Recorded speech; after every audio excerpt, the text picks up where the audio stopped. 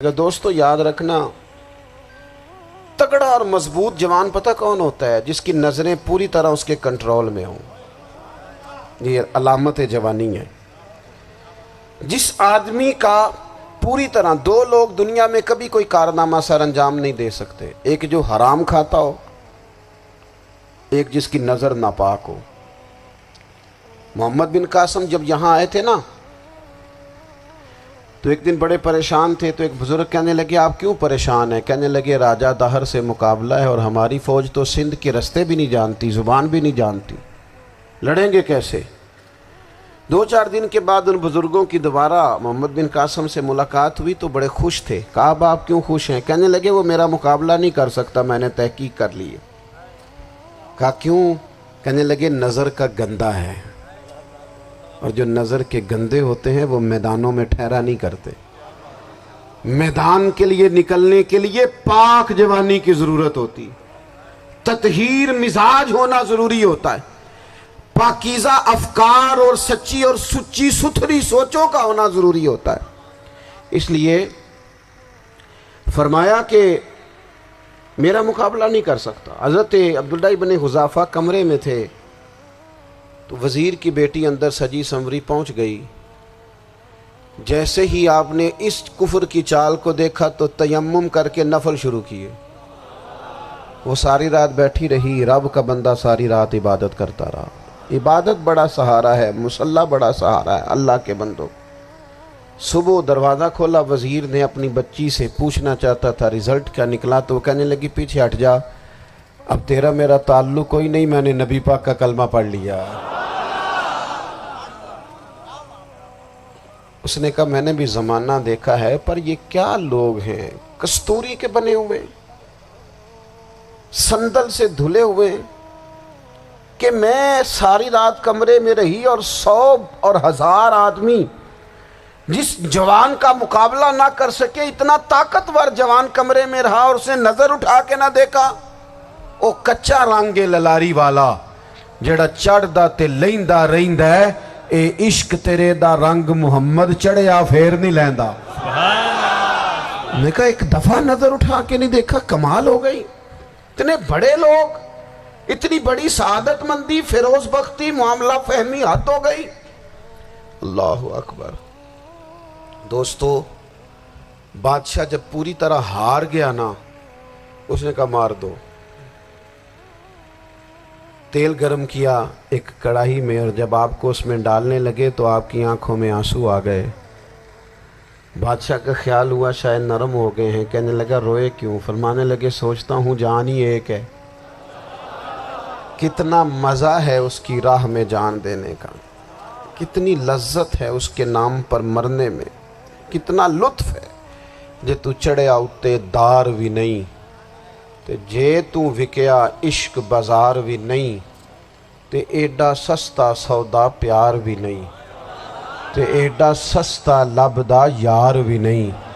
کئی جنگل گانے پیندے نہیں، کئی دوزخ لنگنے پیندے نہیں، جے وہ اس ملوں بھی مل جاوے، ایدوں سستا ہور بپار بھی نہیں۔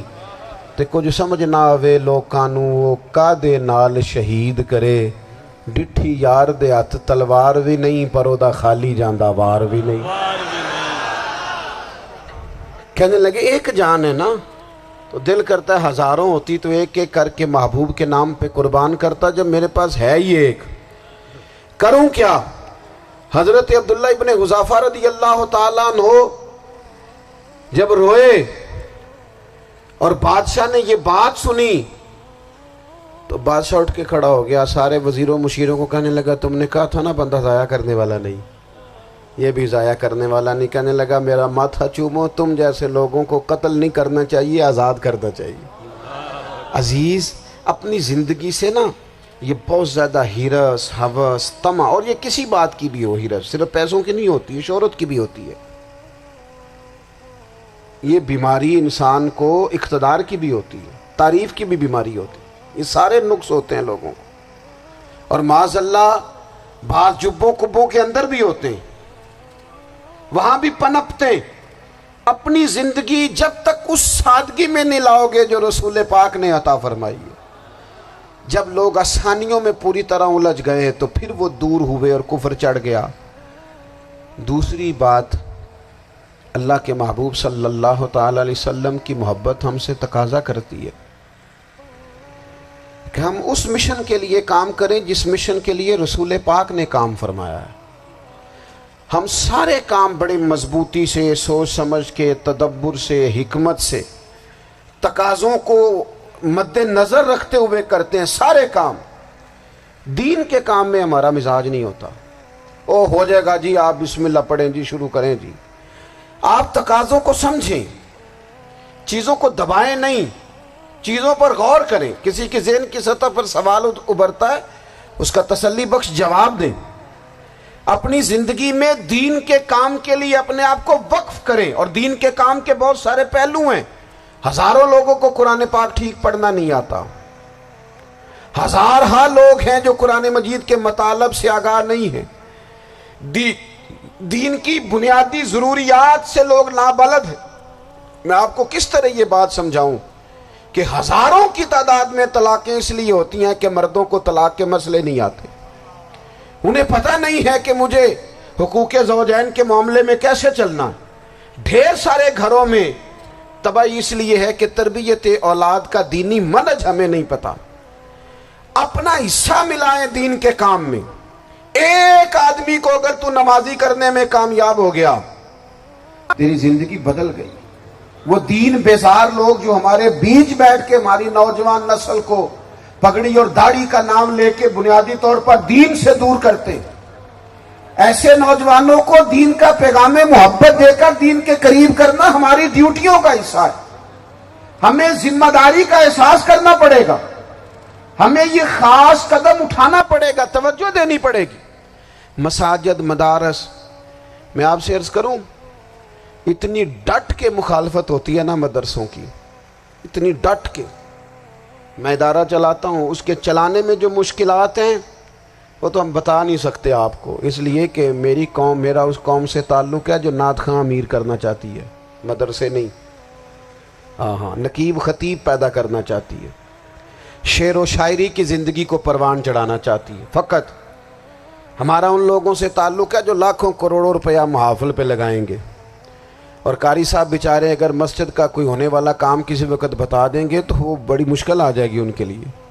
یہ کیسے ہو سکتا ہے، آپ نے یہ ڈیوٹی بتا دی۔ مدارس، اور جتنا اہم رول دین کو پھیلانے میں مدارس اسلامیہ کا ہے، اتنی زبردست، لوگوں کا خیال ہوتا ہے میری طرح کے لوگ شاید کام کرتے ہیں، ڈیوٹی کرتے ہیں۔ یہ 10-15 لوگ آپ کو نظر آتے ہیں جو آپ کو کہیں میڈیا پر یا ادھر ادھر ڈیوٹی کرتے، مخلص لوگ اپنی جگہ پہ، وہ بھی بڑا ہی کام کر رہے ہیں، جو میڈیا پہ آ کے بھی اخلاص سے اور درد دل سے کو دین کی، ان کی بھی کسی بات کی حوصلہ شکنی نہیں۔ لیکن ہزارہا اساتذہ جو مدارس میں بیٹھ کے پڑھاتے ہیں، جنہوں نے وہ سارے لوگ تیار، آپ سمجھ نہیں سکتے کتنا بڑا کام۔ حفظ کا استاد جو ہوتا ہے نا، اس کی ڈیوٹی 24 گھنٹے ہوتی ہے، فجر سے پہلے، اور اس نے بچوں کو اٹھانا۔ تنخواہ تو ہم انہیں دینا نہیں نہ چاہتے جی، تنخواہ نہیں دے دی انہوں نے، ہمیں مولوی امیر نہ ہو جانا۔ مولوی نو تے سوٹ بھی 27ویں والی رات دے ہے تاکہ کدھر سوان کے عید والے دن پا نہ لوے، چونکہ 27ویں تو بعد تے درزی پھڑتا ہی کوئی نہیں، کیوں حضرت؟ ایسے ہی ہے نا، اس وقت تو نہیں نہ لیتا۔ تو ہم چاہتے ہیں مولوی ہماری مرضی کے ہماری طرح کا سوٹ نہ پہن لے۔ مدارس کی مضبوطی، آپ یہ دیکھ لیں، یہ صلاح الدین ایوبی کا تعلق بھلا کس چیز سے تھا؟